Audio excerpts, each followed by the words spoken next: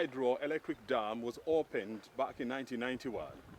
Critics of this mega project termed it as a white elephant and a project shrouded in mystery and corruption. But 32 years down the line, Tarkwell Hydroelectric Dam continues to energize the nation, providing the much needed sustainable energy. But what is the future of this project? Joining us on this week's episode of Inside Government, we are talking to the Managing Director of Kerio Valley Development Authority, who are the managers of this dam, Sammy Naporos. He'll be giving us a sneak preview of where this project is and what are the planned future ideas to keep it going. Thank you very much indeed for joining us here. Welcome, Brian, and the pleasure is ours. Asante sana. Welcome to the magnificent Tarkwell Dam. I must say that the views here are mind-blowing. Do we have any other project in Kenya that looks like this in terms of I don't know. I don't know any other for sure. This and I'm sure you have traveled a lot. I've traveled a lot, and this is the most scenic area you can ever be in this country. And that's why we are profiling it as one of the tourist destinations in the northern Kenya. There's no other like Tarkwell. Please sit down. Apart from providing the nation with renewable energy, about 106 megawatts, what other activities are taking place here? One is that we have a lot of fishing going on in this particular area. They harvest at least about 10 tons of fish every year that goes to different towns of all the way from Kapenguria, Kitale, Eldoret to Kisumu. So we have a lot of people making a lot of livelihoods from this particular area. Second, we also have children and people coming over the weekend as families just to come and enjoy and have a view and have leisure time and go back to their cities. Mm-hmm. So this is a great place to be. Mm-hmm. Yeah.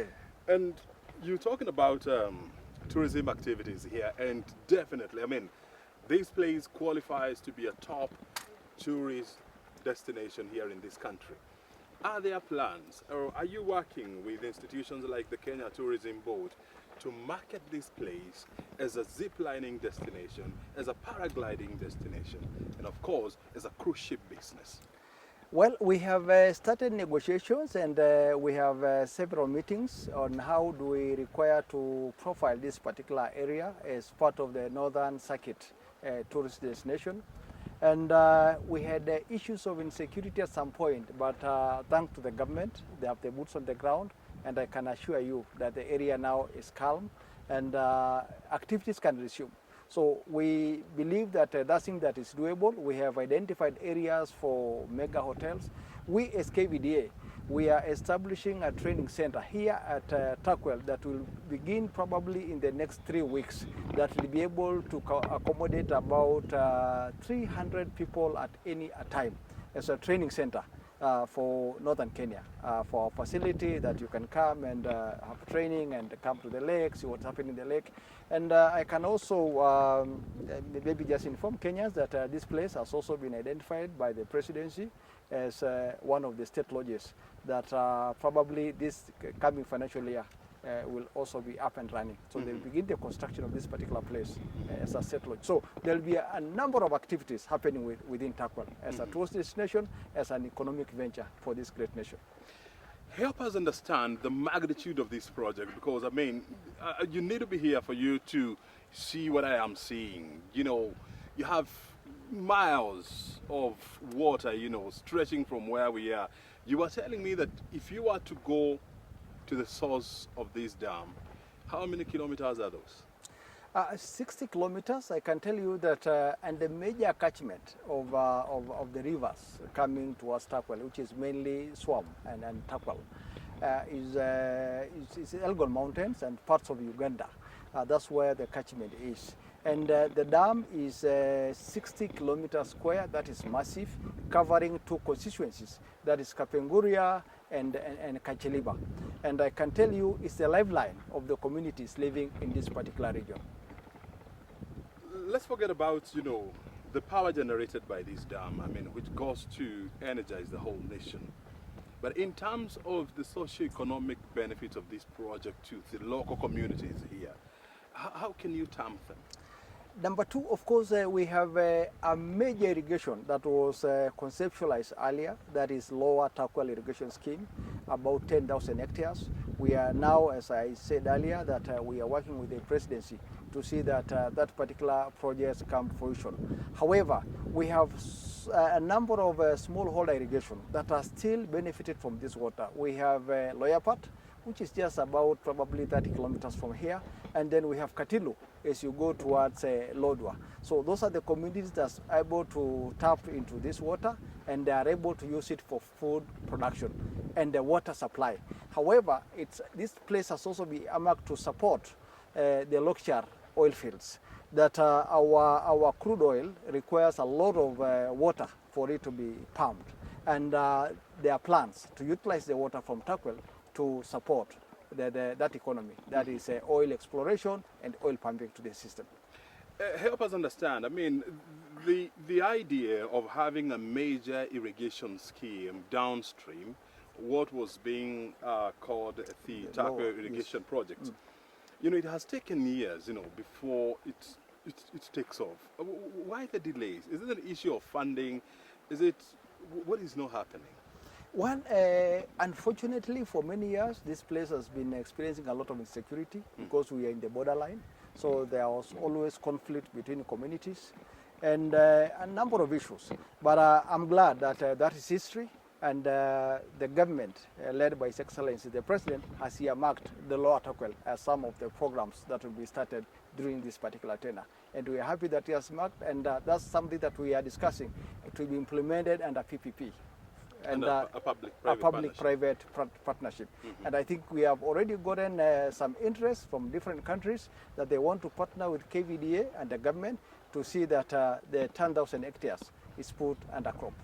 Help us understand, when you talk about 10,000 hectares of land under irrigation, how big or small is this? 10,000 land, you are talking about probably 1 billion metric tons of cereals. And together with Galana Kulalu, we don't need to import any kind of cereals in this country. However, because of the climatical condition, this place has been earmarked for sugar production, for sugarcane production. Why? The climate is, you are able to plant within 12 months and you harvest.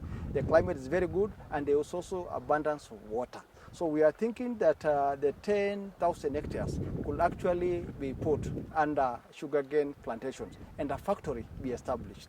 And that particular factory, I can tell you, it will be a game changer in this particular region in terms of employment creation, and the issue of conflict because of natural resources will be a thing of the past. So there are two ideas: to put the land under irrigation, to put it under cereals or sugarcane production. Which one has a higher socio-economic value to the Republic of Kenya? One, in terms of, we import probably half of the metric ton of sugar in this particular country, in the COMESA and the PTA, which I am very sure you are aware of. But we are thinking that that particular loan, we are thinking that put 7,000 hectares under sugarcane and leave about 3,000 for the normal food, the staple food that probably the Kenyans will be able to utilize. So that, because this is an area that experiences a lot of drought from time to time, all the way from Kibish, Marsabit, and all these other places, the northern Kenya. So we believe that plus Weiwei and other irrigation schemes, that will be a food basket or a bread basket for the northern Kenya. You're saying this project will be done under PPP model. Have you floated any tenders for this project yet? No. Under PPP, there are two approaches. There are those approaches that individual investors will approach the National Treasury through government, then they are seconded to KVDA. We already have feasibility studies which have been done by global firms that are respected. They have done, and they see that this is a very, very, very conducive area and suitable for certain kind of crops. And here we have marked it for mainly for sugar production. So there are a number of interests that we have shown, but there is also a process that we have to follow. And we believe that in the next 1 or 2 years, we should be able to conclude that particular process. In the next 2 years? In the next 2 years, yes. Let's talk about, power generation. And there has been a lot of, comments from people calling themselves experts that this dam is drying up. Is this true? The span of every dam has a span, and the span for Turkwell specifically was meant to last for 100 years, and now we have done 30 years. So we still have 70 years to go before it is filled up. Why? Because annually we have a deposit of sands and soils of about 10 million cubic due to the change of land system use in the uplands, in the areas of Kacheliba, Kapenguria, and Mount Elgon. People have gone to farming. However, there are mitigations we have put in place to slow the sedimentation. One is that we have established a number of nurseries, which you probably will be able to see some in Swam and all those Chemnyal and other areas, that farmers are planting trees. We are encouraging people to plant trees in their farms so that once we do that conservation, it slows the sedimentation so that we still be able to use this dam to generate power for the next 70 years to come. You're talking about sedimentation and siltation, which of course are a big threat to this dam. Have we thought about desiltation of this dam? Desilting is a great idea. It is doable. There are equipment that are able to do that. We have equipment that we are currently employing that are able to know the level of the siltation within the dam. However, it's always a very expensive affair. So in other jurisdictions, you rather abandon a dam and begin a new one because it will be actually less cheaper to begin a new dam than desilt.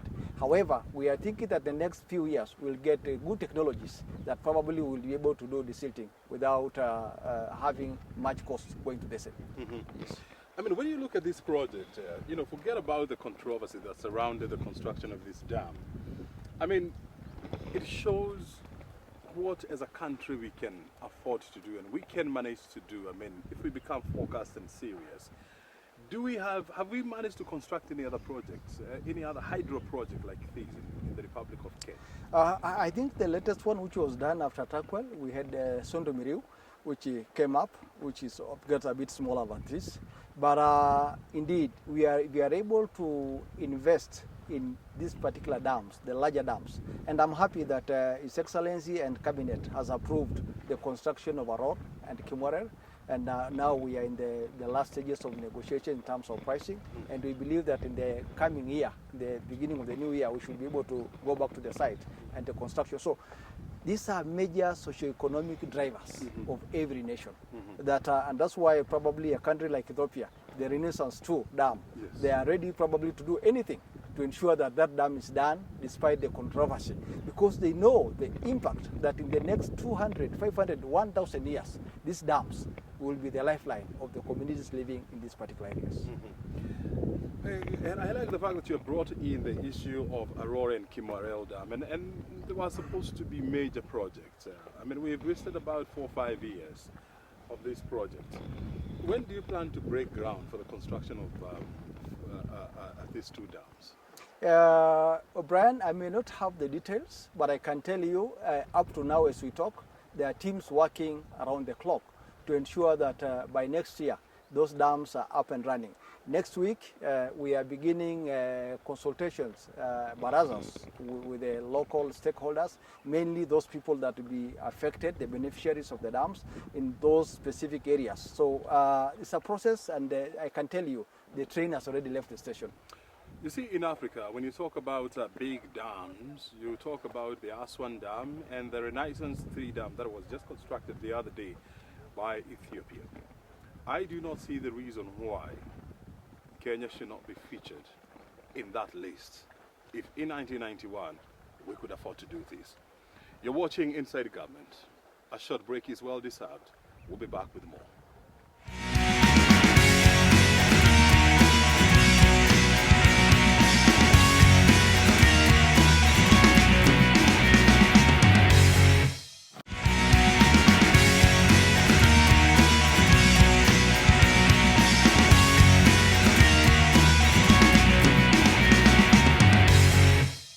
back. You're watching Inside Government. We are at the confluence of three rivers that forms the Tarkwell hydroelectric dam here in West Pokot County. And this has been a conflict hotspot pitting the Turkana community and West Pokot, and Pokot community. Now this project here was also supposed to deal with intra-tribal conflicts. Has it managed to do this? Samina Porras is the Managing Director of Kerio Valley Development Authority. He's joining us just to give us more updates. Help us understand, one of the original ideas of this project was to ensure there is food security, Water generate supply. water, a supply to the local communities, and of course, hydropower. Yes. Has this project managed to achieve those three ideas? Largely, yes, I can say that we have achieved parts of the components of the project. Mainly the hydropower is one of the stable dam suppliers in terms of power generation. Irrigation scheme to a small extent. We have Lower Part and we have Katilu and other small irrigation schemes as you go towards Lodwar and Lake Turkana. We also have partly water supplies to the communities that live around this particular area. However, as I mentioned earlier, is that we had the proposed Lower Tarkwell irrigation scheme, which was supposed to be a game changer in terms of transformational food security and availability of food in this particular region. It was not able to take off, but the plans are underway using public-private partnership to ensure that 10,000 hectares that are available at the Lower Tarkwell will be made to good use for food supply. Mm-hmm. This dam currently generates about 106 megawatts of clean energy. Are there plans to upscale this? And if yes, to what level? There are collaborations and conversations between KVDA and KenGen in terms of solar energy using the service of the water for solar generation. We have done a feasibility study, was commissioned by KenGen, and the conversation is high level on how we can still use the surface water to augment or support the power generated by the green energy, which is hydro. So yes, there are plans. We may not expand the dam further, but we can still put more mechanism. And again, the turbines and the equipment that currently are utilized for power production are also a bit older. And I believe that, and I don't speak for KenGen, that when they're able probably to change the turbines to new turbines, more modern turbines, then they'll be able to increase the productivity of power from this particular dam. When we were starting this interview, you said that the lifespan of this dam was planned to be 100 years. Now we are 30 plus years down the line. 100 years after the lifespan of this dam, what will happen to this project? No, the water will still be available even after the 100 years for irrigation and for domestic and even now for power production, for oil exploration at Lokichar. What you are saying is that probably after 100 years, it will not be adequate to support the hydropower generation. However, it can even serve for another maybe 500, 600 years for water, for irrigation, and for domestic. It's still very adequate because you can see the elevation and the volumes that we are still getting is very high. However, as I said earlier, that there are mechanisms to slow the full siltation of this particular dam through the conservation of ecosystems in their plants. That is Mount Elgon and areas around Kapegori. Help us understand, how is KVDA working on restoring the riparian land upstream to help in the conservation of this dam? Allow me to talk about conservation by KVDA in general. That annually we produce about 6 million tree seedlings. Actually, 3 million fruit seedlings and 3 million fruit seedlings and tree seedlings. And this specifically is one of our mandate within the Constitution, is that under acts, is that KVDA has a mandate to do conservation of ecosystem. And our focus is two. One, we have the Charangani ecosystem where all the rivers, the major rivers, all the way from Tarkwell, Murunyi, Lomut, Weiwei, up to Aurora and Kimwara, those all major rivers emanates from Cherangany ecosystem. So annually and every day, every other time, we produce about 3 million fruit seedlings specifically to ensure that schools, communities, and have enough seedlings to always replenish the environment and do reforestation. So we are so much passionate about landscape restoration, and especially the Cherangany ecosystem and the drylands, because we also have some seedlings for drylands conservation. How many trees have you managed to plant around the Tarkwell Dam? To date, we have done about 1.5 million in the last 2 years. And as we probably be able to go to Kapenguria, you'll see a number of seedlings and nurseries. And in the next 2 weeks, we'll be in certain schools distributing seedlings to farmers and to organized government groups, organized community groups, for purposes of ensuring that the environment is adequate conserved. You know, when you travel around the county of West Pokot, I mean, you see hills after hills and valleys after valleys. Do we have the capacity to construct more Tarkwell Dam-like dams in the future? Indeed, I'm happy that you have asked that, because we have, as KVDA, Kerio Valley Development Authorities, who actually did the feasibility study and the design for this particular dam. We have actually 3 dams in the pipeline. One is Aror, which we talked about. We have Kimored, and we also have Emboput Dam. It's still in the escarpment, what we call the Hanging Valley.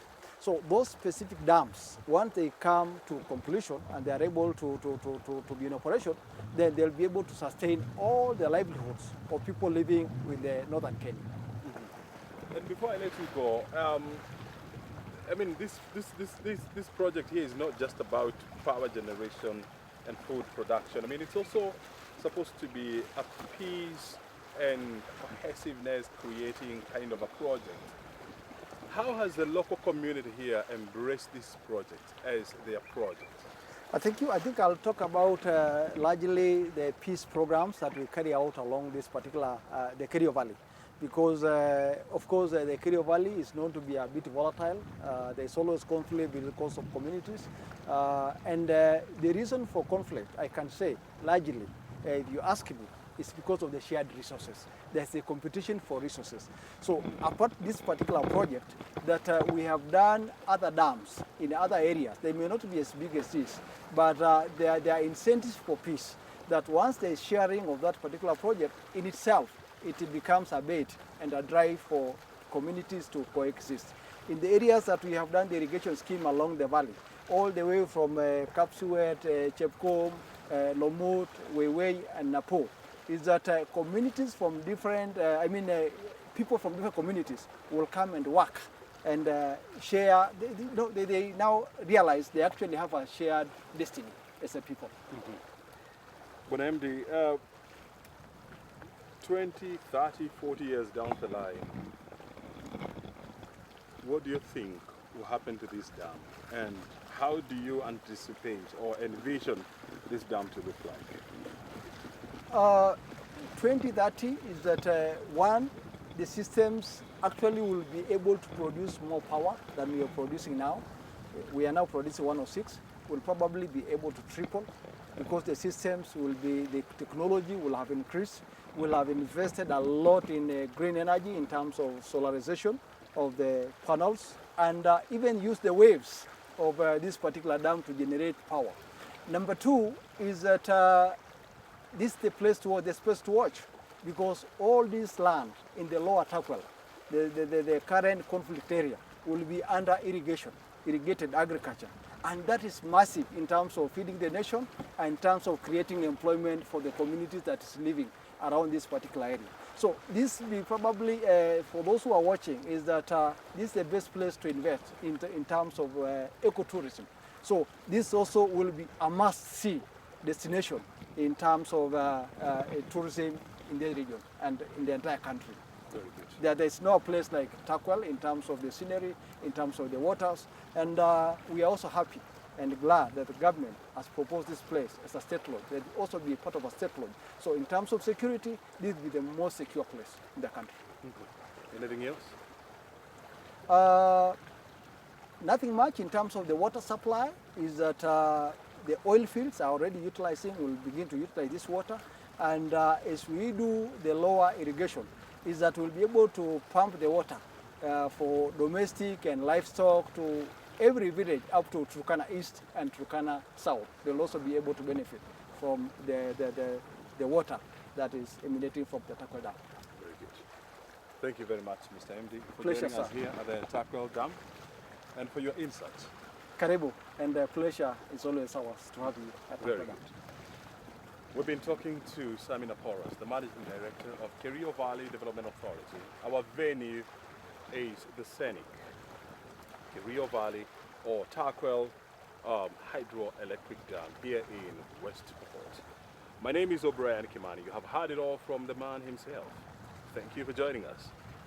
Bye for now.